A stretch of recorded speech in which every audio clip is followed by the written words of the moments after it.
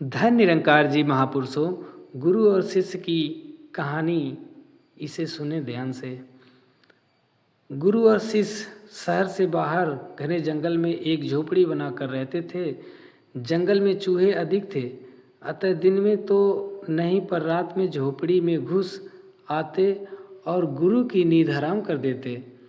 चूहों को कुछ नहीं मिलता तो धार्मिक ग्रंथों को ही काट जाते। गुरु ने सोचा ऐसे काम चलने वाला नहीं है, अतः उन्होंने एक बिल्ली पाल ली। बिल्ली के डर से चूहे झोपड़ी में प्रवेश नहीं करते और गुरु शिष्य का जीवन निश्चिंता के साथ बीतने लगा। बिल्ली गुरु से बहुत हिल मिल गई थी। हर समय उनके आगे पीछे घूमती रहती। वह खाना खाने बैठते तो बिल्ली सामने बैठ जाती, पर उसमें ये अच्छाई थी, भोजन सामग्री भले ही खुली रहे, बिल्ली उसमें मुंह न डालती थी।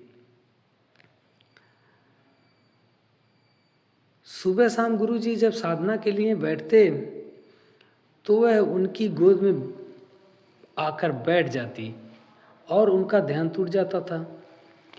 अतः साधना के लिए बैठते समय पास में बिछे तख्त के एक पाए में उसे बांध देते।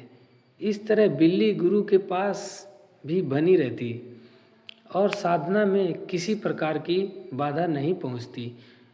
कुछ दिनों के बाद गुरु और उनके वियोग में बिल्ली दोनों ही इस संसार से विदा हो गए। अब मार्गदर्शन के लिए अनेक अनुयायियों ने उनके शिष्य के पास आना शुरू कर दिया। सुबह शाम उनके आसन पर बैठकर शिष्य ने साधना प्रारंभ कर दी। पूर्व का अभ्यास न होने के कारण शिष्य का मन न लगता। 10-15 मिनट की साधना के बाद ध्यान टूट जाता था। शिष्य अपनी कमजोरी पर गंभीरता से विचारने लगा। गुरु के समस्त क्रियाकलापों पर एक विहंगम दृष्टि डालने से उन्हें पता चला कि वह एक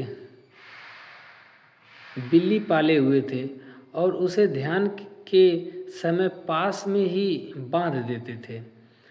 जरूर मुझे भी ऐसा यत्न करना चाहिए। वह अपने भक्तों के पास गए और एक बिल्ली ले आए। उनके भक्त भला साधारण सी बात के लिए मना करते। उनका ऐसा ख्याल था कि पास में बिल्ली बांधने से साधना में एकाग्रता बनी रहती है। अनेक शिष्य गुरु की आदतों की इसी प्रकार नकल करते हैं और कार्य कारण के संबंध को समझने की कोशिश नहीं करते। इस तरह की नकल व्यर्थ। प्रत्येक व्यक्ति को गुरु के मार्गदर्शन में अपनी प्रकृति तथा क्षमता अनुसार साधना मार्ग विकसित करना चाहिए। अविवेकी ढंग से किया गया अनुकरण सफलता की ओर अग्रसर नहीं करता। आप लोग अगर इस वीडियो से सहमत हैं तो एक लाइक सब्सक्राइब कर दें। धन्यवाद।